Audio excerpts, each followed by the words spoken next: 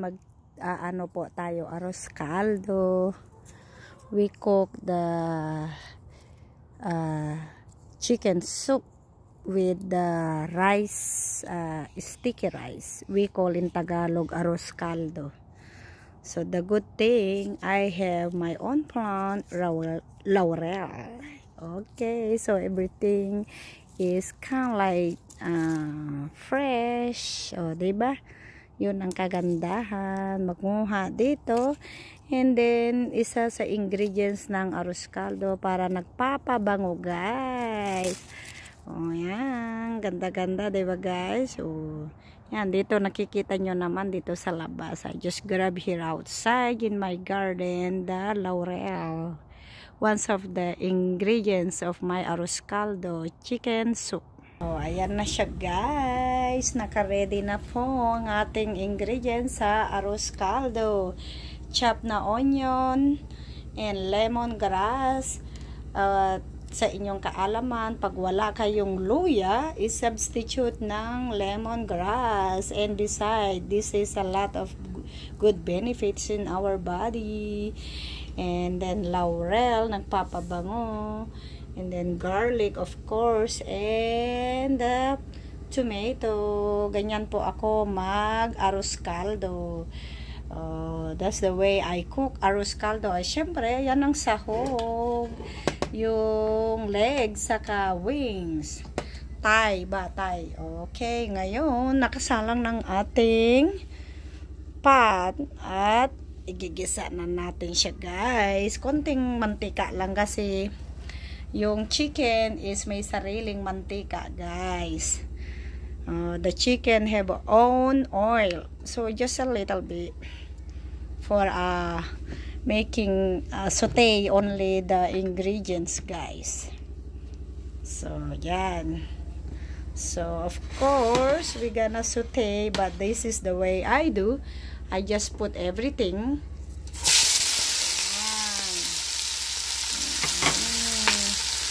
Ganyan po ako magsosote. Igigisa ko muna ng sarili. Yung sarili, isusote muna yung mga ingredients. And then, of course, we mix. Ayan. Ikutan nyo yan, guys, para mabango. Smell good. At mag-absorb ang amoy sa kalasa. And then yung tomato is nag-ano siya, kusa nadudurog. Ang bango, naamoy ko na, guys, ang bango ng aking arroz caldo. Yan. So ngayon ilalagay na po natin ang manok. Ayan, guys. Yan. So, ganyan lang muna siya, guys. Walang sabaw. Isosote ng sarili niyang mantika. And then, yung mga nilagay natin na ricado kanina. So, pag-aanuhin lang natin ng konting golden brown bago natin siya sabawan, pakuluan. And then, ilalagay na natin ang sticky rice for arroz caldo, guys. O, diba? Siyempre, lalagyan natin yan ng paminta. Okay. At saka konting asin. At ginisa mix. Para naman magkalasa ang manok. O, diba? O, ayan, guys. So, dagdagan na natin din ng Himalayan salt ng konti lang. Saka ginisa mix. Ayan siya, guys. Ginisa mix. And then, black pepper.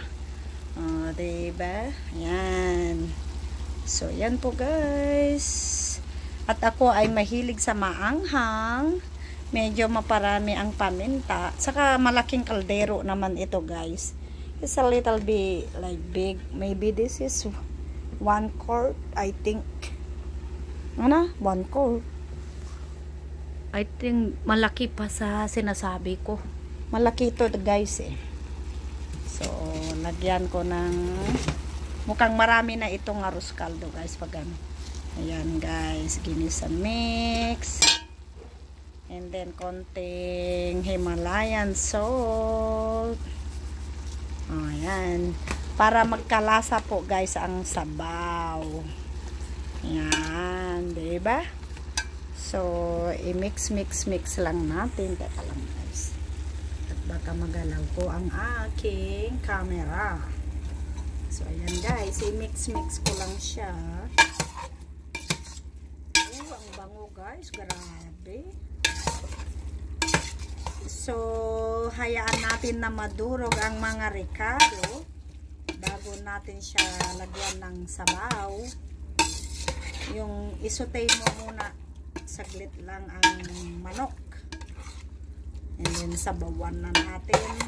Pag kumulo, ilagay na natin ang bigas. Sticky rice. We're gonna put now the sticky rice. When everything is ready and boiling the water. That's they call in Filipino arroz caldo. Yan guys, ang bango-bango. Smell good because of all the ingredients. See that guys? Oh, it's a lot of ingredients. Gusto ko kasi maraming sibuyas, luya, garlic, laurel, lemongrass.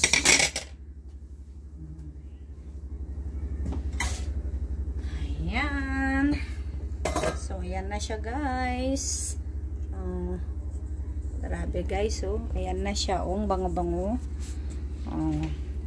Super bango. So, ngayon, isutay lang natin siya saglit guys.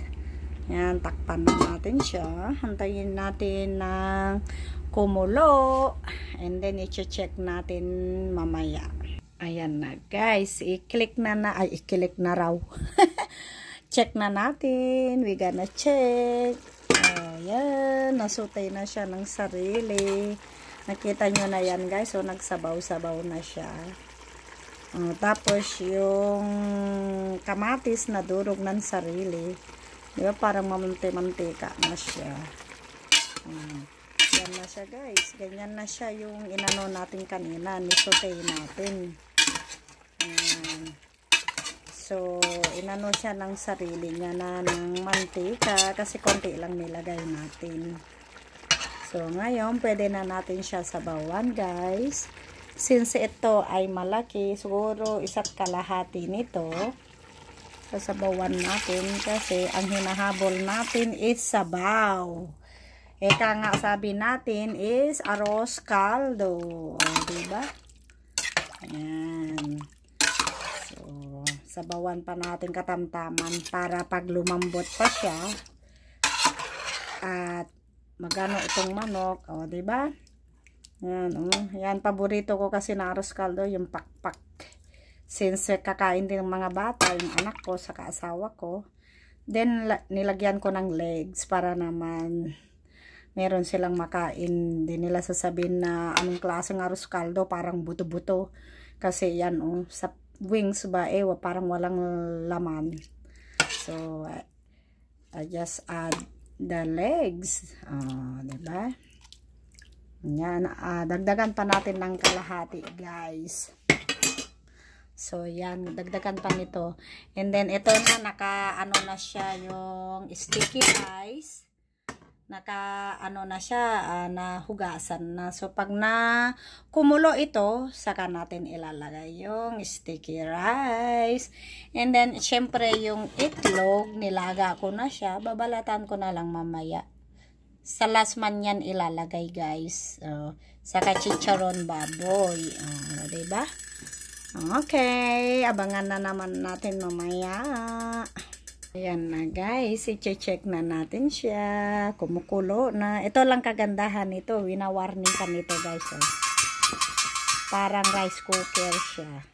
Yan ang kagandahan ng aking lutuan na salad master. Kasi may maingay, wina-warning ka. Ayan, alam mo nang kumukulo talaga siya. So, dahil kumukulo na siya, ilalagay na natin itong bigas. Rice ba, malakit. Yan. So, ihalo lang natin lagi. So, pwede na natin hindi takpan, guys. Para hindi mag-ano. Yan, halo-halo lang natin. Hanggang sa maluto ang kanin. Huwag naman lagi. Kaya mapapagod kayo sa panghalo. Diba? So, ganyan naman. Halo. And then, mahihinto rin.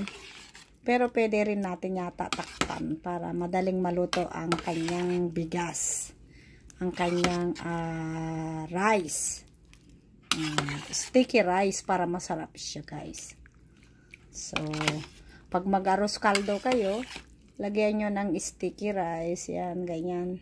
So, 2 baso lang yan, guys. And 2 cup of rice. Yan, ganyan lang siya, guys. Para mas marami pa rin ang sabaw pag kumain kayo.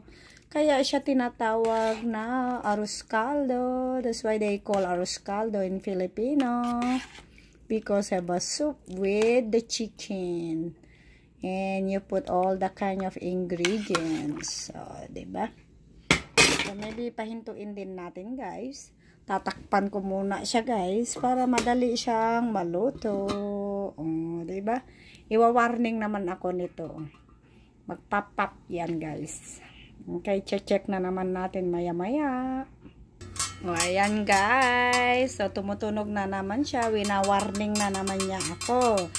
Ibig sabihin, i-check na. Ayan. Okay na ang ating arroz caldo. Grabe. Ayan siya, guys. So, kaninang konti lang nilagay ko na malakit na kanin. Ayan na siya, guys. Ang sarap ng aking arroz caldo. Finish line na siya, guys. It's done. My arroz caldo. Grabe. Yan, no. Diba? Sarap-sarap siya, guys. Lalagyan ko na, guys, ng chicharon and egg. Diba? Yes.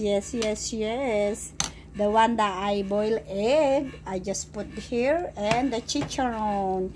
Chicharon is the crunchy fat of the pig. See, chicharon. Okay, yung sarap-sarap. It's done na, guys. Yan siya, guys. Ngayon, lalagay na natin ang konting egg, saka dinurog na chicharon. Okay. Ayan siya, guys. We put now the egg. Ayan. And then, konting dinurog na chicharon. Ayan na, guys. Ang finish line ng aking arroz caldo. Yummy, yummy. Okay, i-mix-mix na natin, guys. Diba? Ayan siya, guys. Ayan, ang aking arroz caldo. Manang Eden. Yes, mangantayon. Mangantamo. Ano ba yun? Kaon. Sa Bisaya, kaon na, guys. And let's eat. Yan ang aking arroz caldo. Yan na siya, guys. Diba? Daming sahog. Saan ka pa? Sarap-sarap. Then, pag kumain kayo, depende na sa inyo kung gusto nyo ng suka or sili na maanghang or squeeze nyo ng lemon or calamansi. Sarap. Okay, guys. Bye-bye you. Love, love, love. Don't forget to comment and share below. God bless everyone.